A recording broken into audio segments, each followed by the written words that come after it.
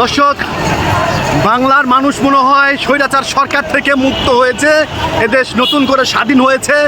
এদেশের সেই লক্ষ লক্ষ শহীদের যে রক্ত, সেই রক্তর সম্মান ফিরিয়ে এনেছে এই দেশবাসী। সবচেয়ে বড় বিষয় হচ্ছে দর্শক, ছাত্র আন্দোলনের 24-এর এই আন্দোলনে কিন্তু আজ সেই নতুন করে বাংলাদেশ পূর্ণ জীবন উদ্ধার করেছে। এখন বাংলাদেশ স্বাধীন হয়েছে, স্বাধীন এই রাষ্ট্রে এখন বাংলাদেশের গণতান্ত্রিক দেশ। এই দেশ কিন্তু এখন জনগণের হাতে দর্শক, আমরা এই মুহূর্তে দেখতে পাচ্ছি। আর কি করবো ভাই, হ্যাঁ।